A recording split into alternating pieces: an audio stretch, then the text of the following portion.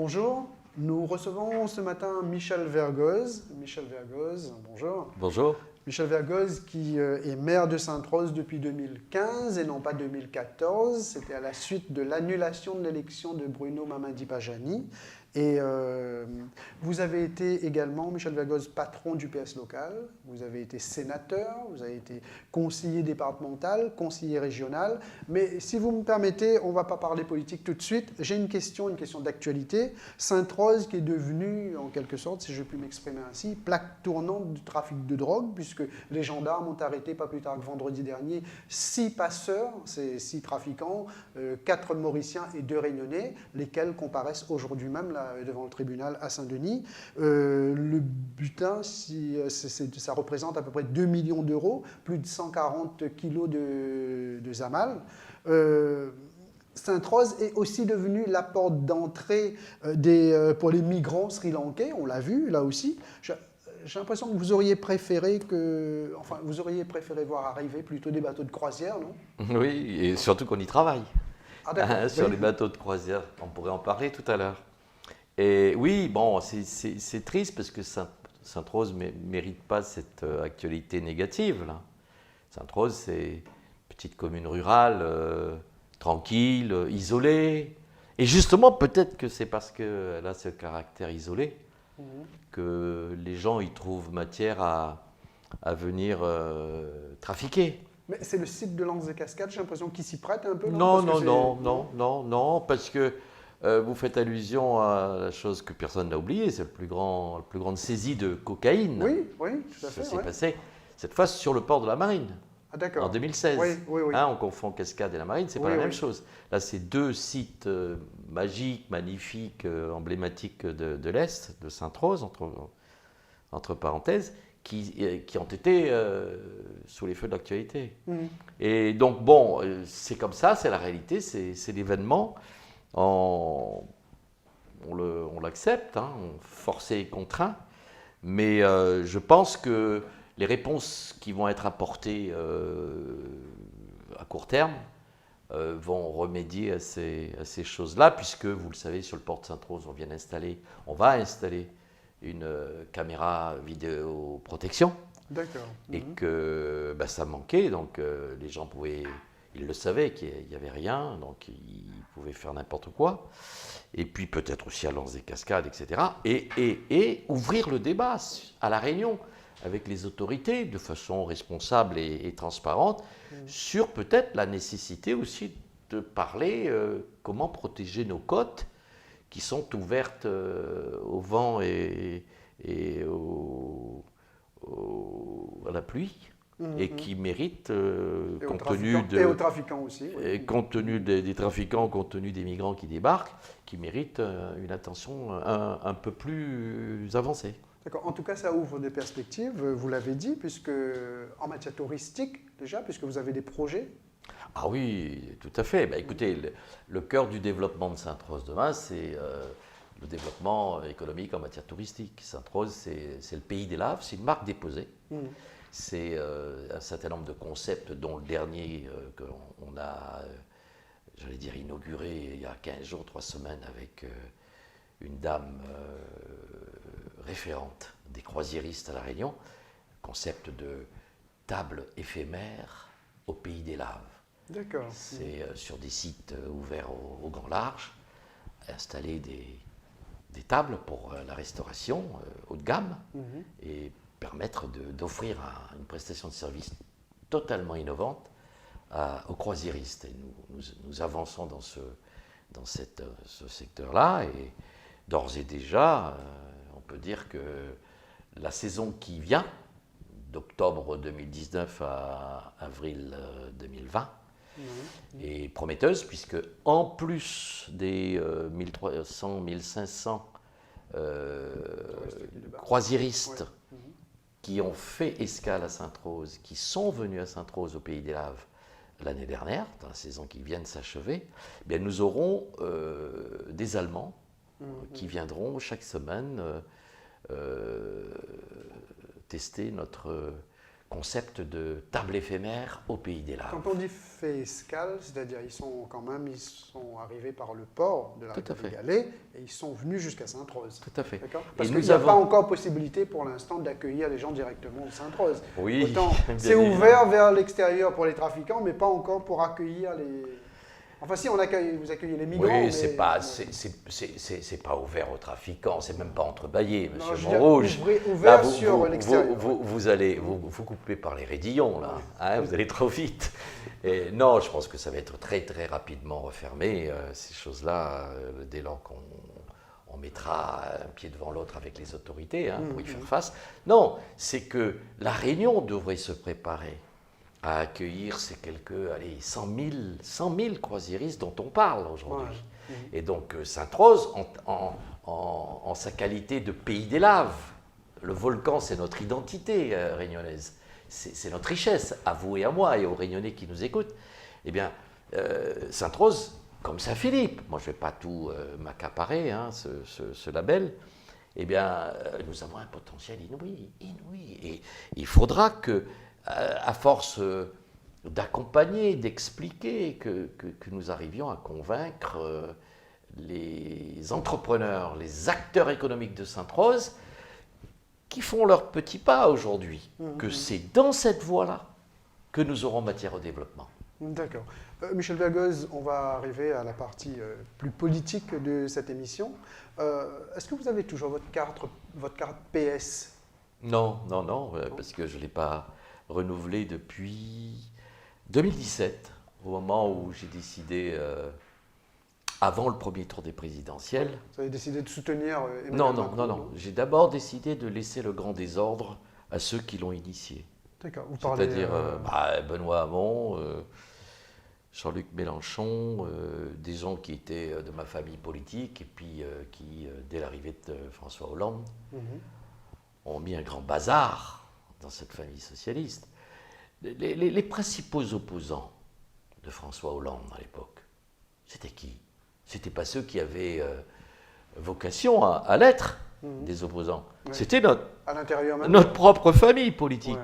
François Hollande qui arrive en 2012, président de la République comme président de la République française, dès la fin 2012, début 2013, il est en proie à des chamaillades. C'est ce qui se passe un petit peu à la droite aujourd'hui, mais on va y revenir. Et ça dure 5 ans. Ouais. Et c'est au bout de 5 ans que le résultat de ces chamaillades, c'est gentiment dit, parce qu'on pourrait trouver un mot plus dur, D'accord. et que ces chamaillades virent au fiasco que l'on sait. Oui. Et donc, 2017, et donc 2017, je décide de vous mettre en marche. oui, de me mettre en marche vers en tout cas, de me mettre en marche pour m'éloigner du danger des extrêmes. D'accord. C'est très important. Parce que l'alternative qui nous reste et qui est aux portes de notre maison, c'est quoi?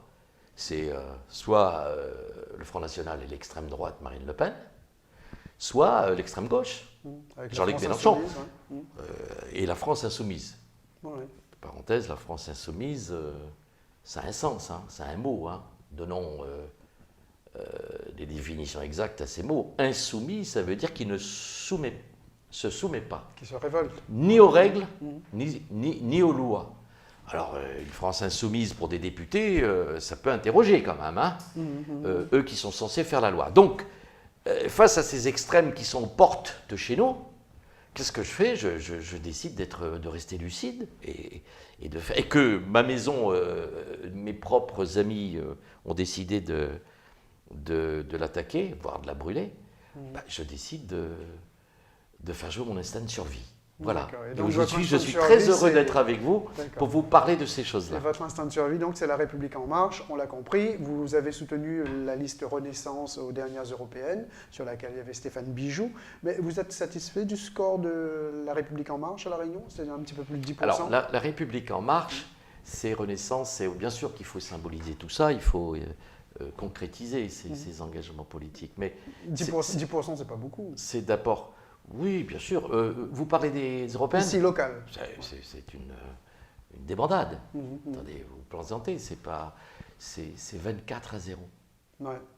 dans les 24 communes de La Oui, Réunion. oui, tout à fait. C'est le Rassemblement national qui est arrivé en tête. L'extrême droite, et dans 23, le Front National. c'est la France Insoumise. Les extrêmes, comme Le vous Front dites. National Ouais. est arrivé en tête.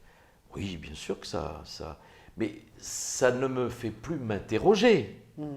Aujourd'hui, je ne suis plus dans l'interrogation de savoir qu'est-ce que c'est que ce message. Ce message, c'est un cri de colère.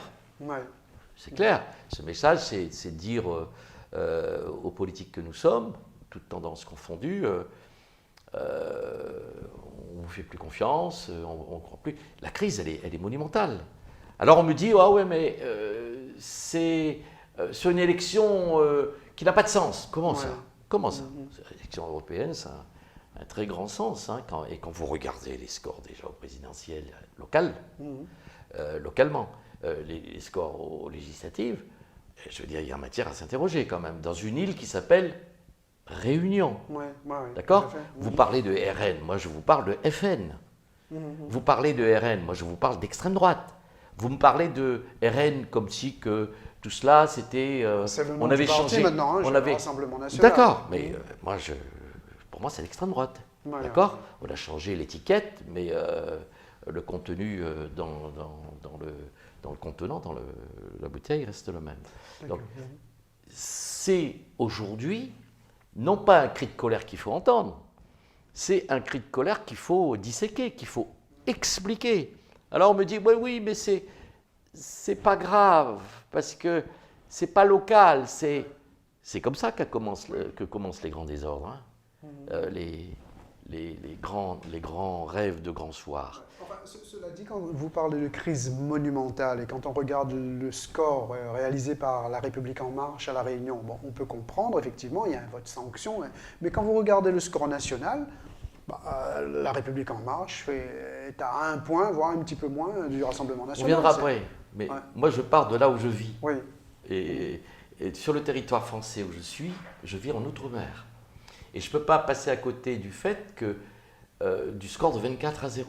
C'est quelque chose qui m'a fait m'interroger. Ça vous inquiète? Ah oui, non, je ne suis pas inquiet. Je me dis, mais avec qui pourrais-je échanger pour faire que des liens se retissent? Moi, je suis profondément réunionnais. J'aime ce pays. C'est encore possible, vous pensez? Je suis un éternel optimiste. Qui m'arrive, bien sûr que ça m'arrive de douter, mais le sursaut viendra de nous, Monsieur Montrouge. Le sursaut ne viendra pas d'une démarche spontanée qui nous tomberait du ciel. Ce sont les humains, ce sont les hommes qui pèseront sur le cours des choses. Alors avant de venir sur le résultat de la métropole, je voulais vous dire que j'essaie de comprendre pourquoi, qu'est-ce qui s'est passé. Et on me dit, c'est pas pour ça le maire, ça c'est pour donner des coups de fouette là-bas. Ouais, là-bas, c'est ici. Si là-bas, ça ne va pas, Monsieur Montrouge, ça n'ira pas ici. Si à Paris, au pouvoir central, si au national, dont on est une entité propre du tout, si ça ne va pas là-bas, ça se répercutera sur nous. Donc, il vaut mieux que ça aille bien là-bas aussi. On va parler de là-bas. Mais ici, qu'est-ce qu'ils ont voulu dire? Ils ont voulu dire que nous avons fait essaye toutes, la droite, sauf la celle-là. gauche, voilà, exactement. Et c'est là que je me dis, à ton prix, sur la marchandise. Pourquoi? Parce que quand vous regardez, tiens, il y a 3 jours, le référent, celui qui pense pour Marine Le Pen, Outre-mer, comment s'appelle-t-il? Rouget. André de son prénom. Il vient d'où? Il vient d'où? Michel Debré, de l'UMP, tout ça. D'Alain Juppé, oui, effectivement. Michel Debré, de Jacques Chirac, qui est son mentor, son maître à penser. Mais je me dis, mais il serait bien qu'on rappelle cela aux Réunionnais. Eux qui disent, nous n'avons tout essayé, sauf elle. Mais précisément elle. Elle dit à nous, pour nous, son maître à penser, c'est lui. Lui nous a fait essayer, non? Hein? Pourquoi ne nous dit pas lui ça? Et voilà cet homme, M. André Rouget de son prénom, élu par la Réunion aussi. C'est un retour de bâton extraordinaire. C'est cela que je veux disséquer. C'est ça que je veux expliquer aux gens. Je leur dis, vous avez peut-être la vérité, mais je ne la lis pas, votre vérité. Je ne la vois pas, votre vérité. Expliquez-la moi. Je veux la comprendre. Si ça se trouve, vous arrivez à me convaincre et je vous suis. D'accord. Or, je ne comprends pas. Et donc, Ouais. M. Rouget a comme mentor le maître à penser de Mme Marine Le Pen, a comme mentor son maître à penser en Outre-mer et maître à penser, pardon, de Marine Le Pen en Outre-mer. C'est cela, on est bien d'accord. Quel changement à attendre, Monsieur Montrouge? Vous ne pensez pas que ce serait bien qu'on dissèque cette information qui est tombée il y a 3-4 jours parmi vos confrères? D'accord. Mais quand on regarde un petit peu le paysage politique aujourd'hui, Michel Vergoz, quand on regarde l'état dans lequel se trouve la gauche, PS, que ce soit le Parti communiste, quand on regarde l'état dans lequel se trouve la droite, et on a entendu là récemment, il y en a qui demandent même la tête de Michel Fontaine après la démission de Laurent Wauquiez au niveau national. Jamais vous, finalement, vous vous dites que vous avez choisi le bon parti, c'était au bon moment, il n'y a pas un petit peu d'opportunisme aussi, non? Oh, là, vous en parlez à votre aise, là, Non, Monsieur je Montrouge. pose- Parce qu'entre vous et moi, il faut avoir un petit peu d'allant pour tenir le cap, quand même. Je ne suis pas arrivé, moi, au moment où c'était facile. En termes de crédibilité politique, j'ai pris mes risques aussi, moi. Mes petits risques. Ouais. On est d'accord. Parce que j'ai bien apporté mon soutien à Monsieur le Président de la République aujourd'hui, alors qu'il n'était rien avant. Il n'était pas grand-chose. Enfin, il était ministre de François Hollande. Hein, oui, non, enfin, il était en campagne électorale au premier tour où il était à rien du tout, plus que les autres candidats. D'accord. Et il était pas dans une machine politique, sauf dans celle qu'il avait créée quelques mois avant. Moi, je voulais vous dire une chose, c'est qu'aujourd'hui, on constate quoi? Alors, on va le dire humblement, sereinement. Bien sûr que c'est plus qu'une résistance, le score national de M. Macron. du président de la République et de son gouvernement. Il est à touche-touche avec le Front National. 23-4, 22-5, Oui, 0,9. Ouais, voilà.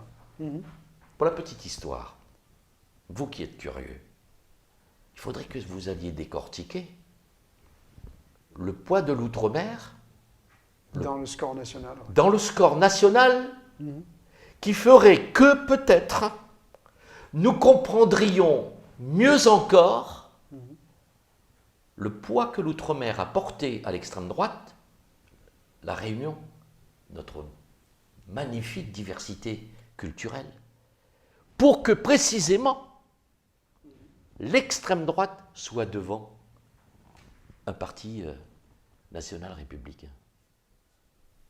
Personne n'a fait cette analyse-là. Vous voulez dire que l'apport de l'outre-mer a été... 0,9 points, ça représente quoi? L'outre-mer a apporté quoi? Est-ce que c'est pas aussi grâce à l'outre-mer que l'extrême droite sauve la première place? Mais peu importe, peu importe. Et c'était une remarque que je souhaitais faire, vous m'en donnez l'occasion, parce que je pense qu'il y a eu beaucoup d'injustices dans les analyses, dans les lectures. Et donc, effectivement, non seulement il y a eu ce score qui a montré, à minima, après le bashing, après le harcèlement dont le président de la République et son gouvernement ont fait l'objet, pendant 27-28 semaines. Monsieur Montrouge, toutes les semaines, chaîne de télévision, démission. Enfin, c'est lui que, qu'en s'engageant comme ça personnellement dans cette campagne, c'est lui qui a donné un petit peu le bâton pour se la taper aussi. Hein, oh non, le bâton était sorti déjà avant, Monsieur Montrouge, s'il vous plaît. Après, 27 semaines, c'est pas 2 semaines de campagne. Quand on écoute la population dans son ensemble, dans sa grande majorité, cette politique-là n'est pas faite pour rassurer non plus. Quand on regarde un petit peu les réformes, enfin les mesures qui sont prises, ça inquiète. Les petites retraites, les étudiants, la suppression des contrats aidés à un moment donné, avant de revenir. Mais vous voyez vos mots. Veillons à la sémantique. Les contrats aidés n'ont jamais été supprimés. Ça avait été annoncé à un moment donné. Monsieur Montrouge, ça a pu être transcrit comme cela à l'extérieur. Mais je redis, je suis maire d'une ville que je gère depuis 2015. Monsieur Macron est là depuis 2017. Et j'ai fait pour ce gouvernement Je vous redis que jamais, au grand jamais, aucun contrat aidé n'a été supprimé. Ce mot est une manipulation. Alors de qui, peu importe, moi je ne suis pas en recherche de responsabilité. Mais tout ça pour vous dire quoi? Tout ça pour vous dire que nous avons eu à faire front. Et c'est cela qui a renforcé ma volonté d'être aux côtés. Vous savez, le camp de la facilité, ce n'est pas celui qui nous fera nous relever. C'est celui de la responsabilité. C'est celui de la solidarité. C'est celui de la fraternité entre nous qui fera que nous pourrons ou pas reprendre la main sur le cours des choses. Et je suis optimiste là-dessus, à une seule condition, c'est qu'on puisse éviter le plus possible les mensonges, on puisse éviter le plus possible les manipulations, on puisse éviter le plus possible les chargeurs de l'eau. On est entouré de désinformation. Aujourd'hui, qu'est-ce qui fait défaut, monsieur Montrouge? C'est la confiance entre nous. Ma parole d'élu, moi, je n'ai jamais vécu de la politique. J'adore la politique. C'est un honneur que d'être maire d'une ville, monsieur. C'est un honneur que d'être élu. Pourquoi? Parce que vous êtes censé avoir obtenu la confiance du peuple dans le secret de l'isoloir. Mais vous vous imaginez ce que cela représente? C'est énorme, cette affaire-là. Et cela vaut tous les diplômes de la terre. Je suis à la meilleure université qui soit dans ma vie politique. L'université de l'humain. Ça m'arrive d'être en colère avec mes citoyens que j'adore. Vous savez pourquoi je suis en colère? Parce qu'en fait, je suis en colère avec moi-même, parce que je n'arrive pas à les convaincre. J'arrive plus difficilement aujourd'hui en tant qu'élu. Et ils savent que je les respecte. Je peux même dire, ils savent que je les aime. Ils savent que je les aime parce qu'ils m'apprennent, j'apprends d'eux. Je n'arrive pas à entraîner. Mais vous n'arrivez plus à les convaincre, peut-être parce que l'État ne vous donne plus les moyens non plus, non? Je veux parler de la baisse des dotations. Voilà, faux, mensonge. Ouais. Mensonge. Donc vous avez les moyens. Non, monsieur, ne soyez pas cynique. Monsieur Montrouge, depuis que je suis maire en 2017, depuis que M. Macron est arrivé, sur les communes, je parle de la ruralité, nous n'avons eu aucune baisse de dotation de fonctionnement. Aucune. Donc, oui, c'est parce qu'il y a eu... Si vous aviez écouté... revenu dessus, parce qu'à un moment donné, ça... Eh bien voilà, un homme président de la République, l'homme politique, le premier de la nation, qui revient dessus, comme vous dites, allons utiliser vos mots, et qui fait amende honorable, comme il est revenu sur les petites retraites, sur la CSG, etc. Mais faisons confiance à un homme qui sait reconnaître quand il a pris le mauvais chemin. Moi, je suis en confiance avec des hommes comme ça, parce qu'ils me ressemblent. Nous sommes des humains. Nous avons nos forces de conviction, mais nous avons aussi, à un moment, la capacité de nous dire « écoutons, écoutons ». Et si ce n'était pas bon?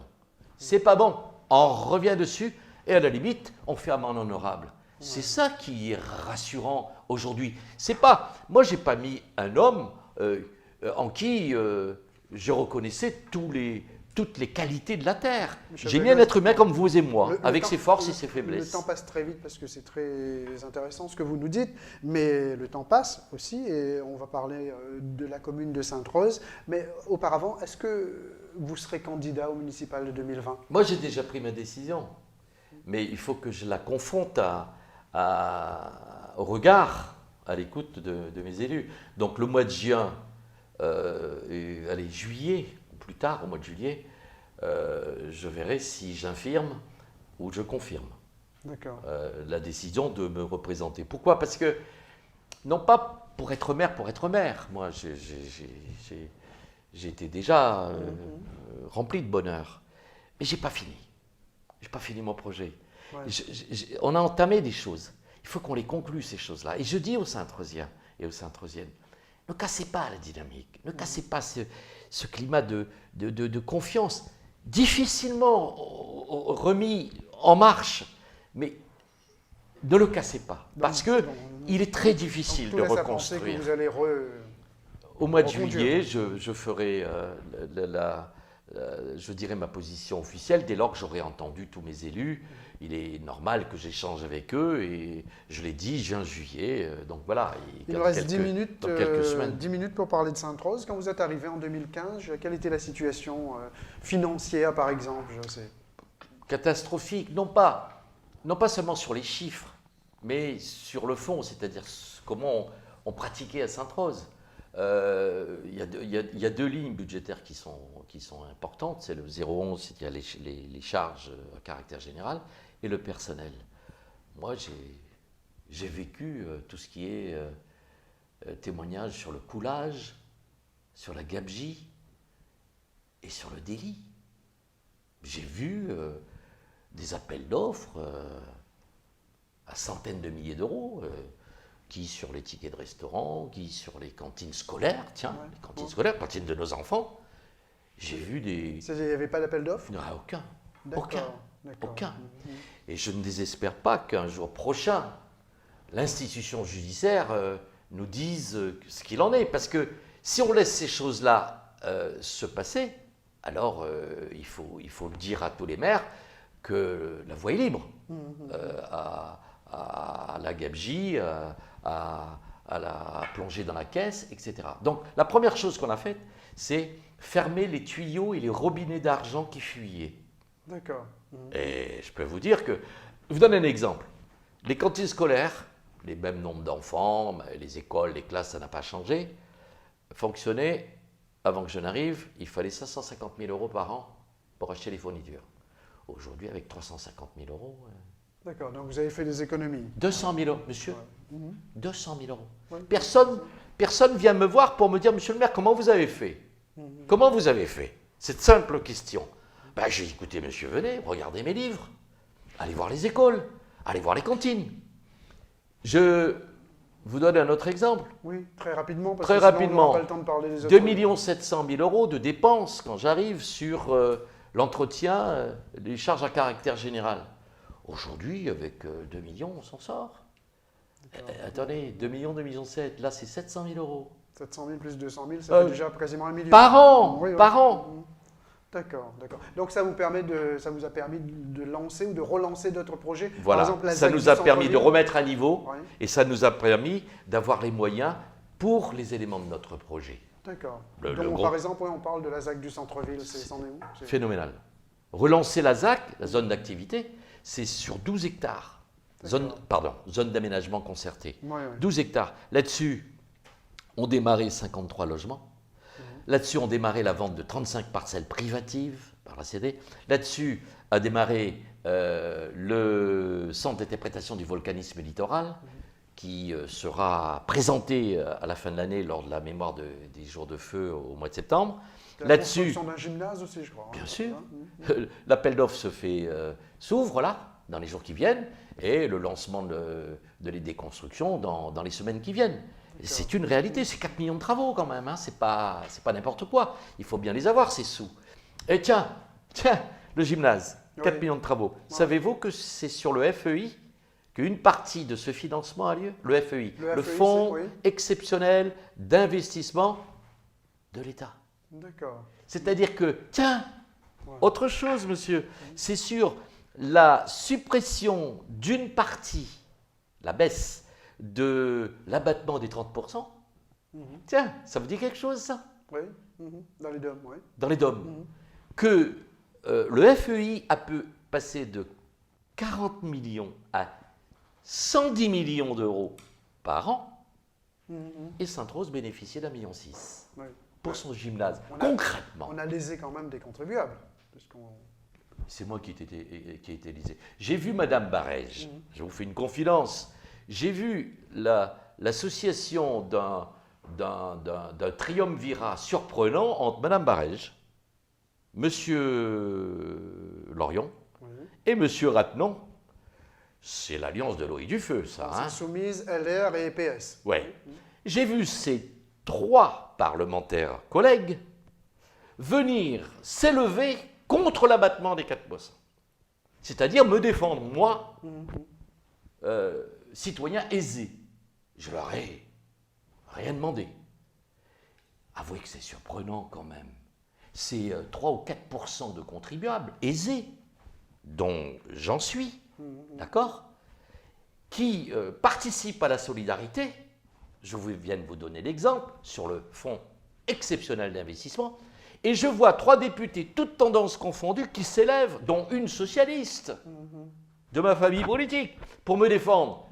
Je leur ai dit, gardez votre place. Après, tout est relatif, ça peut se comprendre quand on voit le président de la République qui, lui, défend les super riches en ne supprimant pas l'impôt sur la fortune.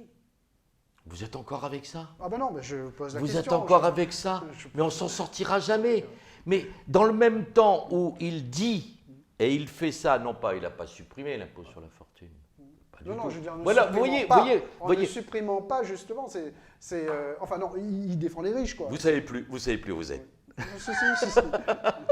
Monsieur Montrouge, Oui. l'impôt sur la fortune n'a pas été supprimé. Une partie de cet impôt sur l'immobilier a été conservée. Et sur le capital, on a dit, plutôt que de vous faire ça, l'impôt, on ne vous fait pas payer à condition que vous investissiez dans les entreprises pour créer de l'emploi. Monsieur Macron peut se tromper. Il vous l'a dit, il nous l'a dit, il me l'a dit, il nous l'a dit à nous tous. Si je me trompe, j'enlève. Mais laissez attendre à la fin de l'année, il a dit qu'il le ferait. Après, Ceci dit... On va revenir sur Sainte-Rose, mais il y a toujours des délocalisations, ça n'empêche pas. Vous êtes fataliste, allons se battre. Alors, ce n'est pas une fatalité, les délocalisations. Il faut rendre votre territoire à nouveau, notre territoire national, donc les Outre-mer, attractif pour que nos investisseurs puissent y retrouver leur compte. C'est ça la réalité, c'est ça le challenge que nous avons à relever. Exemple, General Motors, qui va supprimer 1000 emplois. Donc, mais bon, allez, on revient à ça. Exemple, vous voyez que vous êtes titilleur, monsieur, vous êtes dans votre rôle. Exemple que la France a retrouvé une place privilégiée sur la qualité des territoires attractifs. Et on est passé devant l'Angleterre. On est en 3e ou 4e position au niveau européen. C'est cela la réalité. Et je vous demande de ne pas lâcher prise, monsieur le citoyen Montrouge. Croyez en votre beau pays. Nous sommes la 5e puissance mondiale. Arrêtons d'avoir peur de nous-mêmes. Rassemblons-nous sur l'essentiel pour faire en sorte que notre pays avance. Et attention, monsieur Montrouge, on ne nous fera aucun cadeau, ni les Chinois, ni les Américains, ni les Russes et ni les Indiens, qui vont tous jouer contre nous, l'Europe.